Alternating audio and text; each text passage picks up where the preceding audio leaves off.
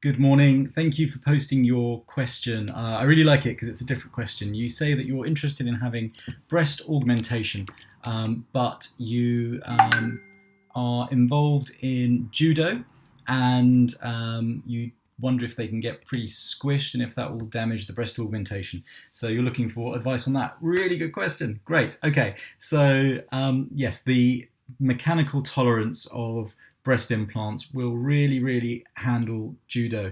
I understand that you can get in pretty involved tussles, but seriously, breast implants are generally very over engineered. So there's one particular type I like to use, and I like them because I've taken them, a dummy version, and rotated it through 360 and then 720 degrees, and it unravels and is still intact. So if you get into a judo move that does that, I think they're breaking the rules, and you probably won that point. Seriously, they're going to cope with it. They are tough. But it raises more questions than just the implant itself. I think we need to think about what plane of placement we would put your implant into and how to keep it looking natural. Now, if someone has a lot of breast tissue and fat overlying in the breast region, then you can use round implants above the muscle and it will look natural. If someone is very lean and they want a natural result, then we might be thinking more of round or teardrop implants below the muscle.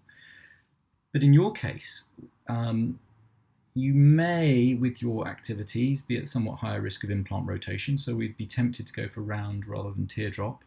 And you may have some effect on your muscular capability on having the implant below the muscle too. Now, I know that that's not a big factor for you. You say that the strength, any potential strength impairment isn't such a big deal for you. But there is another way, and it might be of interest to you.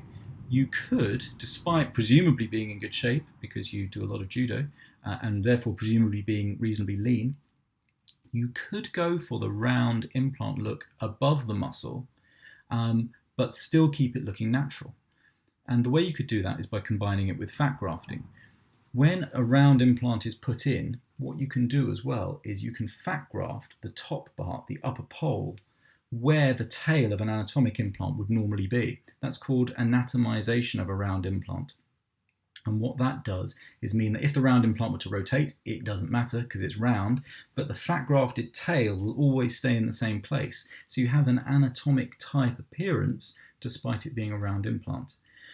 We also like to conceal potential ripples and irregularities of the implant on movement by placing it under muscle if you've got less than a 2 centimeter pinch thickness of skin and fat. But with fat grafting, if you have below that, you can increase that thickness to more than 2 centimeters. So you can convert yourself from someone whose implants would have shown ripples to someone whose implants won't show them if you get them.